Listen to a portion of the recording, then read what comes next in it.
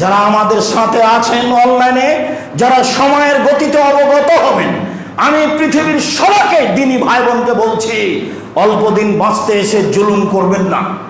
যে কোনো মূল্যে জুলুম থেকে বেঁচে থাকবেন। জুলুমের ধরা আছেই, আল্লাহর ধরা বড় কঠিন। যেদিন আল্লাহ ধরবেন বাঁচার কোনো পথ থাকবে না। করেনি কি সে? এই দেশের পিলখানার সেনাদের হত্যা করেছে, বিচারবিহীন বিচার বহির্ভূত বহু মানুষকে হত্যা করেছে, ক্রস ফায়ারে বহু মানুষকে হত্যা করেছে, গুম করে বহু মানুষকে হত্যা করেছে। সিলেটের সুনামধন্য বৈত্যশালী এমপি ইলিয়াস তার একজন, ভারী পাথর গায়ে বেঁধে দিয়ে আপনার চট্টগ্রামের সাগরে ফেলে দিয়েছে। জুলুম কাকে বলে? ফেরাউন জুলুম করে টিকতে পারেনি, মানুষ জুলুম করে টিকতে পারবে না। সম্মানিত মসজিদের মুসল্লি, এই দেশের নিরীহ নিরপরাধ দেশের জাতীয় সম্পদ শত শত ছেলেকে হত্যা করেছে। জেলখানায় বহু মানুষকে ফাঁসি দিয়ে হত্যা করেছে। জেলখানায় বহু মানুষকে ফাঁসি দিয়ে বহু আলেম ওলামাকে হত্যা করেছে। জেলখানায় বহু আলেমকে আজীবন জেলে রেখেছে। মাওলানা দেলোয়ার হোসেন সাইয়েদি, সুনামধন্য আলোচক, মানুষের কাছে সুপ্রিয় মানুষ, আজীবন জেলে থেকে জেলেই মারা গেছে। কে না জানে না? আমরা তার জন্য দোয়া করি, আল্লাহ তাকে মাফ করুক। মানুষের জুলুম কত মনে রাখা ভালো হবে। জুলুম মহাপাপ, রক্ষা পাওয়া যায় না। আল্লাহ তাআলা বলেন, ওমাই ইয়াকতুল মুমিনান মুতাআম্মিদা ফাজাযাউহু জাহান্নাম।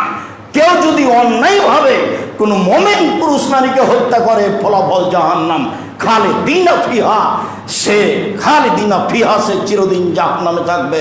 ও গাযিবাল্লাহু আলাইহি, আল্লাহ তার উপর অসন্তুষ্ট থাকবেন।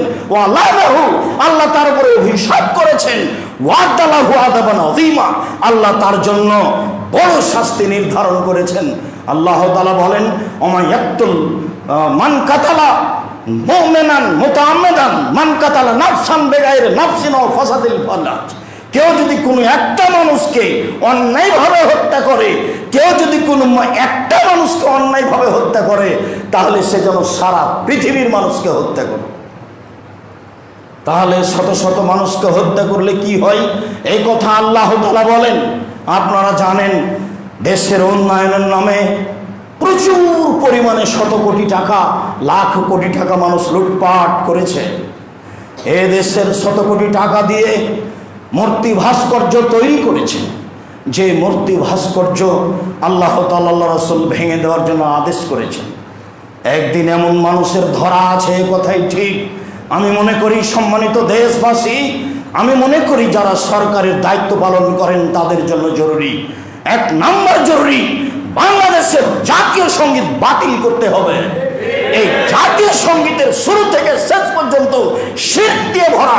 রবি ঠাকুর যতবার বলেছে ওমা তোমার আকাশ তোমার বাতাস, ততবার বলেছে ও কালিমা তোমার আকাশ তোমার বাতাস। আমি দীর্ঘ 30 বছর থেকে বলে আসছি, আকাশ তার বাপের, আকাশ আল্লাহ। আকাশ কালিমার হবে কেন? বাতাস কালিমার হবে কেন? এই জাতীয় সঙ্গীত বাতিল করতেই হবে। আমি দীর্ঘ 30 বছর থেকে বলে আসছি, শিক্ষা সিলেবাস পরিবর্তন করতে হবে।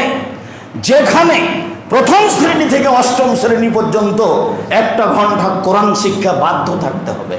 আমি বলেছি 1971 সাল থেকে এখন পর্যন্ত এদেশে কোনো শিক্ষিত মানুষ শিক্ষামন্ত্রী হয়েছে তা আমার জানা নাই। তাতে আমি বলেছি, এই দেশের সিলেবাসে এমনও কতগুলি বই আছে যেগুলিকে টয়লেট পেপার হিসেবে ব্যবহার করতে হবে। এমনকি টয়লেট পেপার, টিস্যু পেপার ব্যবহারের মতো যোগ্যতা রাখে না সেই বই। সেই বই জাতির মুসলমানের ছেলে মেয়ে পড়তে পারে কি করে? সম্মানিত দেশবাসী, এই দেশে একটা আইন থাকতে হবে, যেখানে থাকবে কোরআন এবং হাদিস বহির্ভূত কোনো আইন এখানে বাস্তবায়ন হবে না, সে ধারা থাকতে হবে। সম্মানিত দিনী ভাই বোন, থাকতে হবে আরো, এই দেশে ইলেকশনে নেতা নির্বাচন হবে না, সিলেকশনে হবে। জ্ঞানীগুণী মানুষ বসে বুদ্ধিমান হুঁশিয়ার মানুষ বসে নেতা নির্বাচন করবেন, যে আদেশ করেছিলেন অর্ধ পৃথিবীর খলিফা কুশাগর বুদ্ধিজীবী রাজনীতিবিদ ওমর। এই কুশাগর বুদ্ধিজীবী রাজনীতিবিদ ওমর বলেছিলেন, শোনো, তোমরা কয়জন মিলে পরামর্শ করে নেতা নির্বাচন করিও, এটাই চূড়ান্ত। তাহলে মানুষ দলীয় পাগলামি থেকে বেঁচে থাকবে, মানুষ ভালো আশ্রয় পাবে। সম্মানিত দিনী ভাই বোন, এদেশে ছাত্র রাজনীতি বাতিল করতে হবে।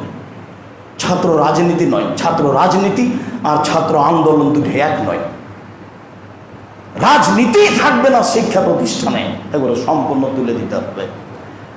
এই দেশের যত ইন্ডিয়ার সাথে সম্পর্ক রয়েছে সব সম্পর্ক বাতিল ঘোষণা করতে হবে। এই দেশে যত ছবি মূর্তি রয়েছে সব ভেঙে দিতে হবে। ছবি মূর্তি ভেঙে দেওয়ার জন্য আল্লাহ আদেশ করেছেন। ছবি মূর্তি ভেঙে দিয়েছেন ইব্রাহিম আলাইহিস সালাম। ইব্রাহিম আলাইহিস সালাম বলছেন, ওয়াতাল্লাহি লাকিদান্না আসনামাকুম, আল্লাহর কসম আমি তোমাদের সব মূর্তিকে ভেঙে খান খান করে দেব। ফাজালাহুম জুদাদা, সব একবার চৌচির ঘোড়া ঘোড়া করে দিলেন ইব্রাহিম আলাইহিস সালাম। আব্দুল্লাহ ইবনে মাসউদ রাদিয়াল্লাহু তাআলা আনহু বলেন, দাখালা রাসূলুল্লাহ সাল্লাল্লাহু আলাইহি সাল্লাম কাবা ওয়া হাওয়াল কাবা 36 যখন মুহাম্মদ সাল্লাল্লাহু আলাইহি সাল্লাম কাবা ঘরে ঢুকলেন তখন কাবা ঘরে ছিল 360টি মূর্তি।